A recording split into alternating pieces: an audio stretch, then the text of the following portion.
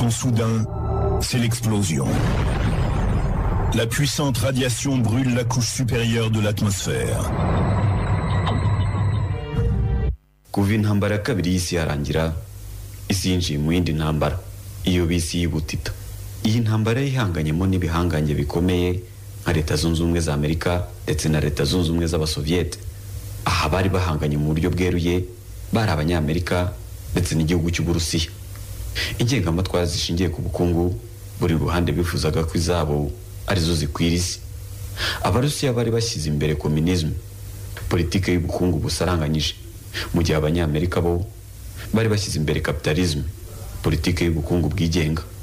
Iyi ntambara yaranzwe no gukwirakwiza ayo matwara mu bindi bihugu, yazamuye umwuka mubi hagati y'impande zombi, ku buryo hageragejwe kenshi intambara, ariko igashingira cyane ku ikoreshwa ry'ibisasu kirimbuzi cyangwa se intwaro za nucleaire. Muri icyo gihe impande zombi zashyizeho uburyo butandukanye bw'ubwirinzi.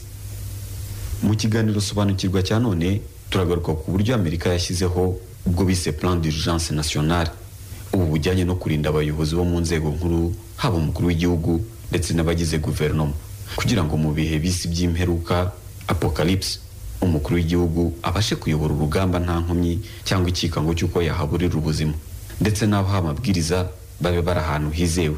Ibyo nibyo bikuye muri plan d'urgence nationale. Nge ndi uwe Herve, ikaze. Guverinoma ya Leta Zunze Ubumwe za Amerika yashyizeho uburyo bwo kwirwanaho bwagizwe ibanga rikomeye, kabone n'ubwo miliyoni na miliyoni z'abantu baba bari gupfa mu gihe cy'impera z'isi biturutse ku bikorwa bya muntu, no kuvuga mu gihe cy'intambara y'isi ishingiye ku ntwaro kirimbuzi nucleaire. Mu mujyi wa Nebraska muri Leta Zunze Ubumwe za Amerika, aha habarizwa ikibuga cy'indege cya gisirikare cyiswe Offutt. Iki kibuga umunsi ku wundi, iminsi 7 kuri 7, amasaha 24 kuri 24 hararinzwe, ndetse hahora hakorerwa imyitozo n'abasirikare bafite imyitozo iri ku rwego ruhanitse. Icyo barinze n'ibyo bitoza ni intambara y'intwaro za kirimbuzi bahora biteguye ishobora kurimbura isi. Aha niho habarizwa indege iri mu bwoko bwa Boeing 747, isa neza n'indege igenderamo umukuru w'igihugu cya Leta Zunze Ubumwe za Amerika, Air Force One. Gusa iyo yiswe E4B. Iyi ishobora kumara iminsi myinshi mu kirere, ndetse nta n'ibiturika by'ubumara, no kuvuga intwaro za nucleaire zishobora kuyangiza. Ihora irinzwe n'abasirikare bikwije intwaro, ndetse n'abapilote bayo babarwa mu bahanga mu gutwara indege icyo gihugu kigeze kigera mu mateka yacyo. Akazi kabo ni ukubasha guhagurutsa iyo ndege mu gihe gito gishoboka. Rimwe mu cyumweru hakorwa imyitozo y'uburyo bashobora kwitwara mu gihe cy'amakuba. Iyo niyo ndege ifatwa nk'ingoro izacirirwamo urubanza mu gihe cy'intambara y'intwaro z'ubumara, kuko aha niho umukuru w'igihugu cya Leta Zunze Ubumwe za Amerika biteganyijwe ko agomba kuyoborera igihugu no gutanga amabwiriza ku ngabo ze mu gihe isi yabiguweho n'ako kaga.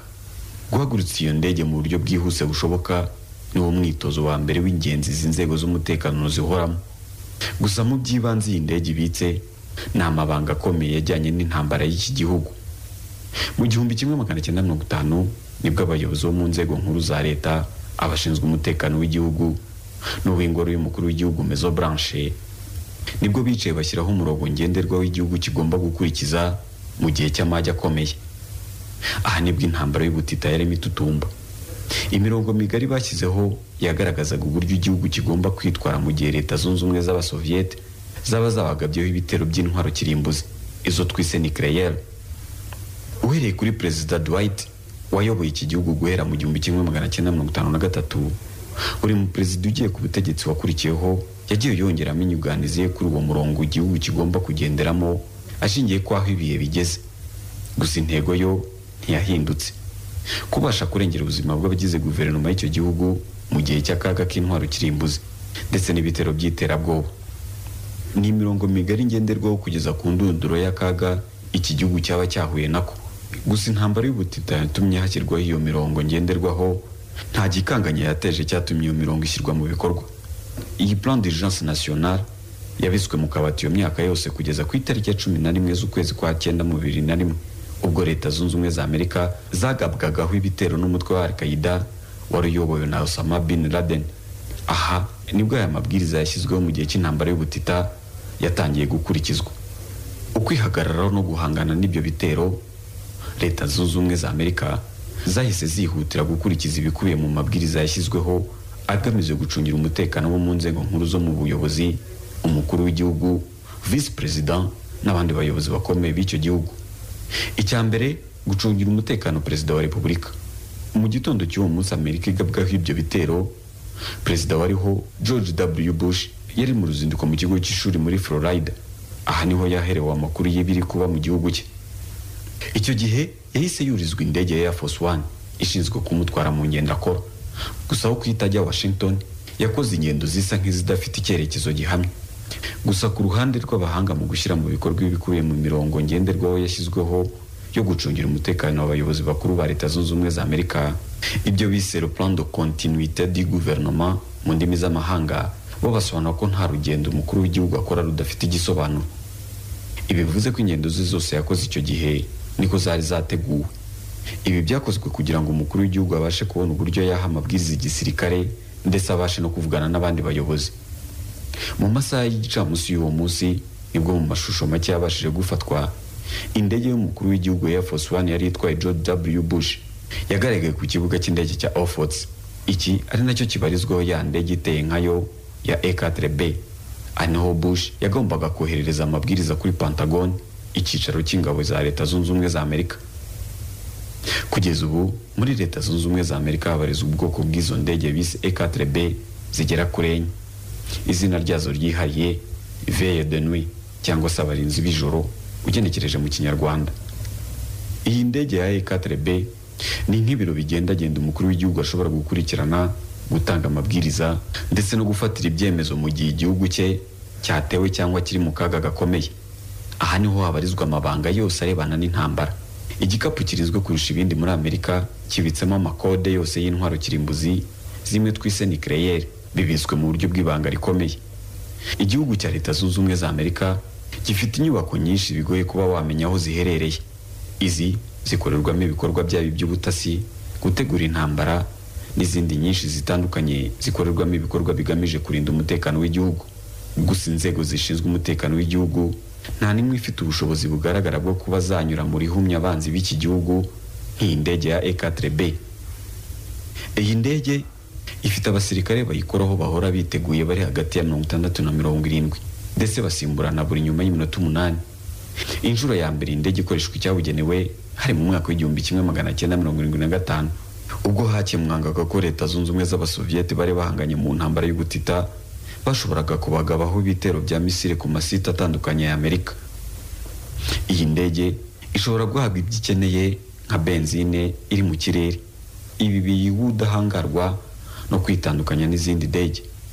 Umuzenguruko wayo ubifiteho ubushobozi butuma nta ntwaro ya nucléaire ishobora kuyisenya. N'imbere yayo igabanyijemo ibice bitandukanye. Igice abagize guverinoma bahuriramo, sare ihuriramo abakuru b'ingabo iyo bise salle d'état-major mu ndimi z'amahanga, ndetse n'igice cyagenewe guhanahana amakuru n'abari ku butaka. Igice cyo hejuru kigizwe n'ibyumba bayirimo bashobora kuruhukiramo ndetse na kabine y'abapilote bayo.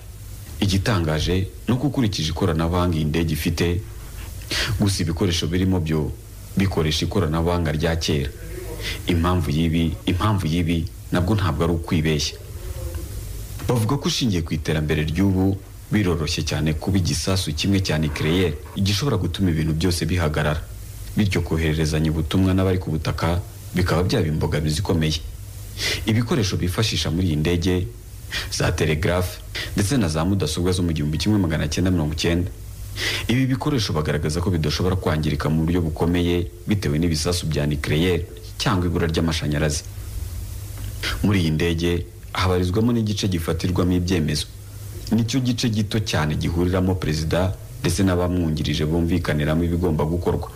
Amabanga ndetse n'inyandiko z'umukuru w'igihugu zibarizwa mu gice twise état-major. Niho umutima w'indege ubarizwa. Iki gice niho abasirikare bakuru b'igihugu bagenzurira ubukana bw'ibitero bagabweho ndetse bagafasha umukuru w'igihugu gufata icyemezo cy'uko bahangana n'ibyo bitero. Hejuru y'iyi ndege naho hari agace bise random. Aka gacumbitsemo ama-antenne ndetse n'amaparabora agera kuri 67. Ikagira n'uburyo burenga 10 bwo kohereza ubutumwa. bwaba ubweruye cyangwa ubujimije, bukoresha fréquences zo hasi cyangwa iziri hejuru. Ifitemo n'ibikoresho bifite ubushobozi bwo gusoma neza ubutumwa bujimije bwoherejwe. Bimwe muri ibyo ni ibyahimbwe mu 1924. Ibi ni bibafasha kohereza ubutumwa ku birindiro byabo, byaba biri mu nyanja, ku butaka ndetse no mu kirere mu buryo bwizewe. Mu bitero by'iterabwoba byagabwe kuri Leta Zunze Ubumwe za Amerika ku itariki 11 z'ukwa 9 2001, ntabwo Bush yigeze akoresha iyi ndege ya E-4B. Gusa amakuru yabashije kumenyekana nuko yari muri iyo ndege. Gusa ntiyabashije kureba neza ibyari biri kubera ku butaka bwe, usibye kubibwirwa kuri telefone. Ibi byatumye muri iyo ndege hashyirwamo ibyuma by'amashusho, televiseur, kugira ngo ubutaha bajye babasha kumenya amakuru ari kubera ku butaka. Iri ni ryo koranabuhanga rishya ryari rishyizwe imbere muri iyo ndege. Ibi biri no mu byatumye hafatwa icyemezo cyo gushaka uburyo iyi ndege yazajya yongererwa ubushobozi hakurikijwe iterambere riri gukoreshwa ndetse n'iriri kugeragezwa mu ntambara z'isi. Iyi ndege ya E-4B sibwo bwirinzi bwonyine bwashyizweho bushobora gufasha abagize guverinoma ya Amerika kwirwanaho mu gihe intambara ya nucleaire yaba itangiye. Muri leta ya Colorado, mu misozi habarizwa uzwi nka Chain Mountain, muri metero 600 z'ubujyakuzimu uhereye ku gasongero k'uwo musozi, hubatse ibirindiro by'ishami ry'igisirikare cya Amerika gishinzwe kurinda umutekano wo mu kirere NORAD. Aha hubatswe guhera mu 1950, hatangira gukoreshwa mu 1966. Aha hubatswe kugira ngo ibikorwa byose by'ishami rya NORAD rishinzwe umutekano wo mu kirere bibona aho bikorera. Icyo bari bashinzwe kwari ukugenzura niba nta bitero bya misile bagabweho na Leta Zunze Ubumwe z'Abasoviete ngo babashe guhangana nabyo ntacyo birangiza gikabije. Iyi misozi yatoranyijwe kuko yari kure y'aho misile z'Abasoviete zashoboraga kugera, kuko nta n'imbaraga zihagije zari zifite. Aha hatoranyijwe kuko hari hakenewe ahantu hatagerwa n'imitingito ikabije ndetse hari n'ubutaka bukomeye. Muri metero 500 winjiye mu nda y'uwo musozi niho hari ibiro bakoreramo, bifungishijwe n'imiryango ibiri ipima toni 25, ndetse ihora yiteguye guhita ifungwa mu gihe haba hari integuza y'igitero kigabwe kuri Leta Zunze Ubumwe za Amerika. Rimwe mu cyumweru iyi miryango igomba gusuzumwa niba ikora neza cyangwa niba hari ikibazo yagize. Kuva intambara y'ubutita yarangira, iyi miryango yafunzwe inshuro imwe ubwo Amerika yari igabweho ibitero muri 2001 n'umutwe wa Al-Qaeda. Imbere muri iyo nyubako harimo uburiri, ibiribwa, chapelle yo gusengeramo n'ibibuga byo gukinamo basket. Ibi bikifashishwa mu gihe bibaye ngombwa ko hashira iminsi runaka igihugu kiri mu ntambara. Harimo kandi amajenerateri 6 akoresha mazutu afite ubushobozi bwo gutanga megawati 10 z'amashanyarazi. Harimo kandi n'ibigega byuzuye litiro miliyoni 23 z'amazi. Gusa ibyo bikoresho by'ibanze, amakuru igihe bishobora kumara bitunza abari muri iyo nyubako yagizwe ibanga rikomeye. Ikizwi nuko bifite ubushobozi bwo gutunga abari mu gihe kirekire. Iyo nyubako igizwe n'ibice bitandukanye, birimo naho bakemurira ibibazo bikomeye birebana n'umutekano w'igihugu. Izo nyubako ziteretse ku maraso agera ku 1300, imwe muri yo ipimiriwe 500. Izi zifasha inyubako kuba yakwihanganira umutingito utewe n'ibisasu bya nucleaire ku buryo ushobora kujya ku cyerekezo icyo ari cyo cyose muri santimetero 3. Gusa nyuma y'ibitero byo ku ya 11 z'ukwa 9 2001, ishami rya NORAD ryarahemutse, himukiramo izindi nzego zishinzwe umutekano w'igihugu nka NSA ndetse na DIA, Defense Intelligence Agency. Aha no habitse amabanga ajyanye n'umutekano w'igihugu. Ibi birindiro biri mu misozi ya Chain bifite ubudahangarwa ku byo bise EAM, impulsion electromagnetique mu ndimi z'amahanga. Izi EAM ziramutse zisakajwe ku butaka bwa Amerika n'igisasu kimwe cya nucleaire, zishobora gutuma ibikoresho byose by'ikoranabuhanga bihagarara gukora mu gihugu hose. Ibi birindiro byubatswe mu nda y'uyu musozi bifite ubushobozi buhagije bwo guhangana n'igitero icyo ari cyo cyose, cyaba kinini cyangwa igito. Guhera mu myaka yo mu 1950, mu gihe Leta Zunze Ubumwe za Amerika zigabweho igitero gikomeye, abayobozi bagombaga gushyirwa ahantu hizewe umutekano wabo, hatandukanye kandi mu ibanga rikomeye. Ibi nabyo byari bikuye muri ya gahunda guverinoma ya Amerika yo gushakira ubuhungiro abayobozi bakuru mu bihe by'ibitero bya nucleaire, bimwe twise plan d'urgence nationale. Abari mu nzego nkuru z'ubuyobozi bagombaga kujyanwa mu birindiro byihariye byiswe high point. Ibi ni ibyubatswe hagamijwe gukumira ibitero bya nucleaire byo mu ntambara y'ubutita. Byubatswe mu misozi ya Mount Weather muri Leta ya Virginia. Ibi birindiro byubakwa mbere hari hagamijwe kurinda umukuru w'igihugu ndetse n'abajyanama be ibitero ibyo ari byo byose bya nucleaire bashoboraga kugabwaho. Ushingiye ku mirongo migari yashyizweho na guverinoma igamije kurinda inzego nkuru za guverinoma mu gihe cy'intambara za nucleaire, ibyo bise plan d'urgence nationale, aha niho inzego nkuru zifata ibyemezo zagombaga guhurira kugira ngo zifate ingamba n'umurongo ku byakorwa muri iyo ntambara ndetse bategure n'uburyo nabo bagomba kwirwanaho.